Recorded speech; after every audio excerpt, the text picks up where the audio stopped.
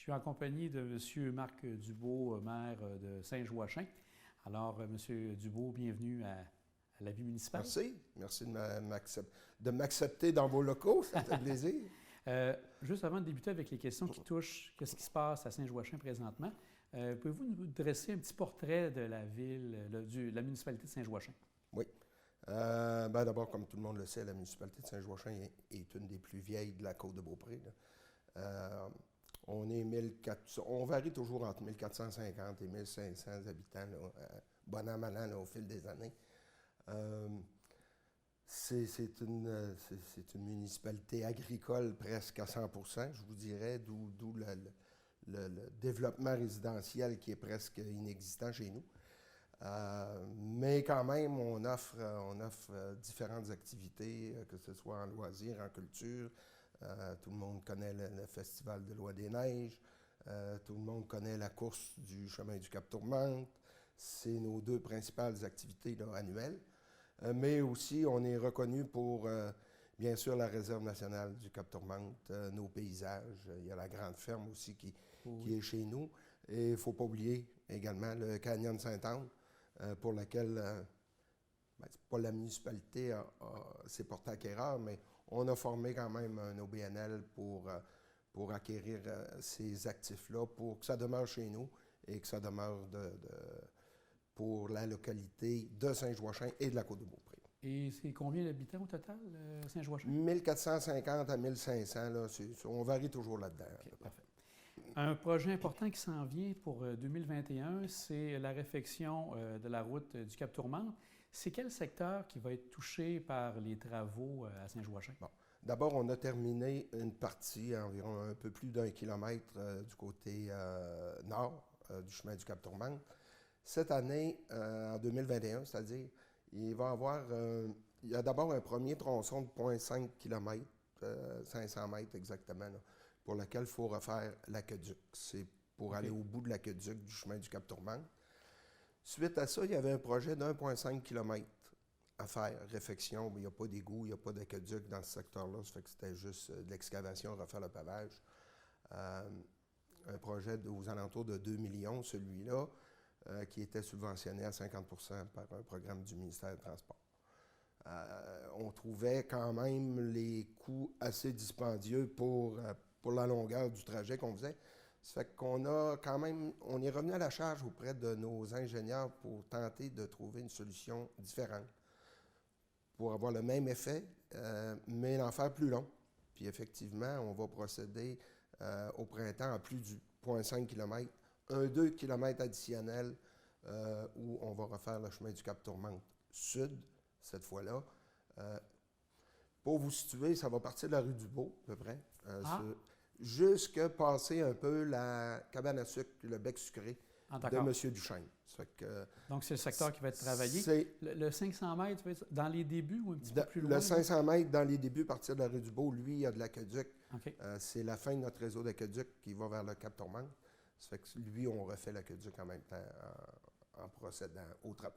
Est-ce que ça va amener des entraves à la circulation? Comment ça va se travailler? C'est sûr qu'il peut y avoir un peu d'entrave à la circulation, malgré que ce secteur-là, c'est en tout cas moins problématique parce qu'il n'y a pas beaucoup de résidences dans ce secteur-là. Ça fait qu'ils peuvent toujours emprunter le chemin du Cap-Nord pour faire leur aller-retour. Mais on va s'assurer, par exemple, parce que les travaux devraient débuter tôt ce printemps, d'avoir un accès pour la course du chemin du Cap-Tourmente qui est prévue en juin. Est-ce qu'elle aura lieu? On verra. Mais on va tout faire pour que ce soit accessible. Et pour l'accès à la Grande Ferme, est-ce qu'il y a des idées actuellement qui sont en train de se faire? Accès à la Grande Ferme, si jamais pour un certain temps, il faut fermer la route, ça va être par le chemin du Cap-Sud. Puis à ce moment-là, on procédera à l'affichage en conséquence pour... Excellent. Et vous avez dit au total, ça représente un investissement de combien pour la municipalité? Dans la première partie, 2 millions pour le 2 km là, que je vous parle qu'on va faire. Dans la première partie, c'est jumelé avec une partie de la rue Blondel, qui est pour 1,2 million environ, qui lui est subventionné majoritairement par la taxe d'assises que l'on reçoit à la municipalité. Ça fait que, grosso modo, ça va coûter à la municipalité environ 1 à 1,2 million là, pour faire 3 km de travaux. Dans les étapes, est-ce qu'actuellement, les appels d'offres ont été faits? Est-ce que les firmes sont déjà Non, nommées? les appels d'offres, on se prépare pour faire les appels d'offres très tôt en début 2021. Ordinairement, quand on réussit à aller tôt en appel d'offres, on a des meilleurs prix pour débuter les travaux le plus rapidement possible. Ça fait que ça va se faire tout de suite en début 2021. Et les travaux, comme vous dites, ça devrait être début printemps pour être capable là, de... C'est ce qu'on espère de début printemps pour... on va en avoir au moins pour facilement 2 mois de travaux, là, selon l'échéancier actuel qu'on connaît. Tout à fait. En 2020, il y a eu quelques travaux aussi qui ont été faits à votre municipalité. Entre autres, il y a eu la partie du réservoir. Je pense que vous avez un nouveau réservoir que vous avez acquis pour Oui, bien, l'eau on potable. avait commencé les travaux d'un nouveau réservoir en 2019. On les a complétés ce printemps. Il ne restait pas grand-chose à faire dans ces travaux-là. Là. C'était surtout de l'aménagement et du peaufinement d'équipements à l'intérieur du réservoir. On a procédé aussi à la finalisation du chemin du Cap Nord. Comme j'ai dit tout à l'heure, il restait des petits travaux à compléter le printemps dernier. Il va rester quelques petites rectifications à faire au pavage au printemps 2021. C'est déjà entendu avec le contracteur qui avait fait les travaux. Et on a également procédé à la réfection de la côte des carrières. Oh, ça, oui, qui avait été emporté une deuxième fois par la crue des eaux. Là, on a complété. Même on s'est presque rendu à la porcherie de M. Duchesne là, dans les travaux.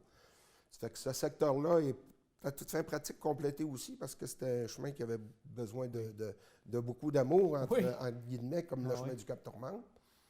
Fait que ça a été complété à notre satisfaction parce qu'on a eu quand même de très fortes pluies les dernières semaines, derniers mois. Et ça a bien été. Puis tout s'est très bien comporté, donc on est très heureux de ça.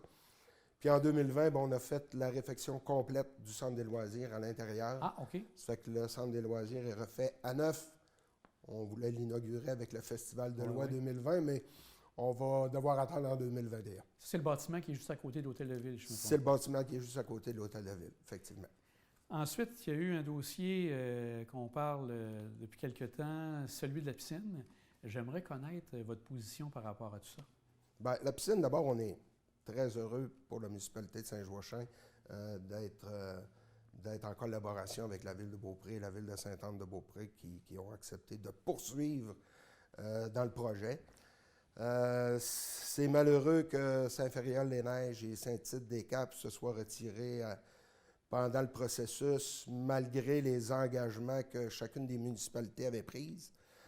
Mais je reste convaincu qu'ils vont venir se joindre à nous pour le bénéfice de leur population aussi, là, parce que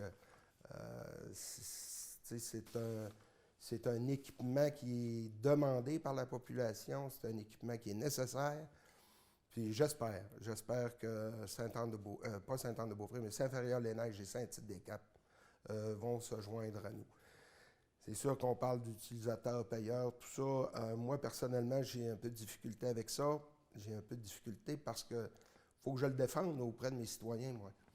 Eux vont être taxés, on parle environ de 50 à 60 $ par résidence pour ça.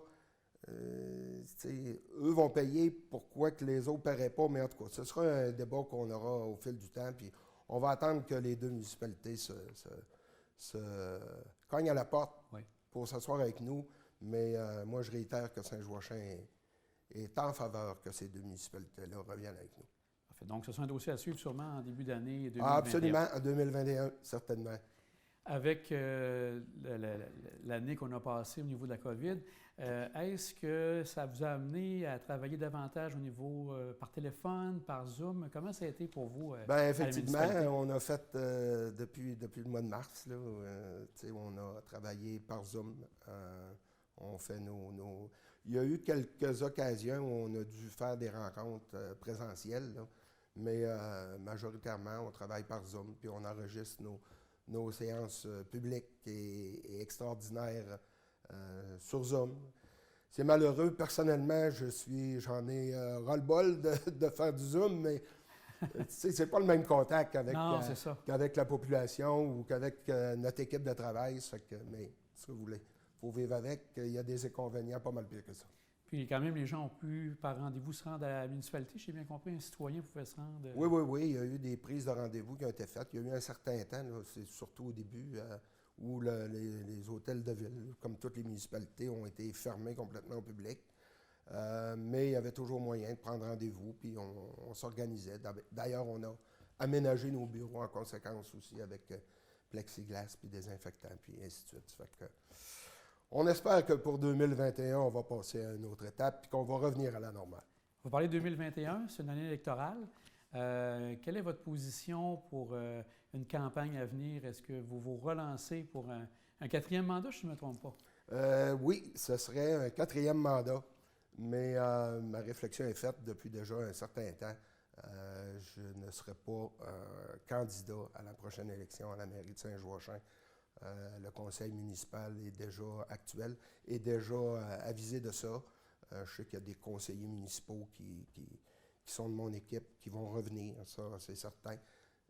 Mais je sais qu'ils sont aussi présentement à la recherche de quelqu'un pour me remplacer. Mais effectivement, non. Après 12 ans comme maire et 5 ans comme conseiller auparavant, ça fait 17 ans, je pense, en tout cas, majoritairement avoir accompli ce que je m'étais fixé comme objectif quand je suis arrivé en 2009. Et c'est sûr qu'il y a des choses à faire encore. Il y en a qui ont été faites qui sont peut-être pas au goût des gens. Mais en tout cas, moi, je suis satisfait de ce que j'ai fait. Puis je vais tirer ma révérence en 2021. Je vous remercie beaucoup, M. Dubois, pour cette entrevue. Ça m'a fait plaisir. Merci à vous.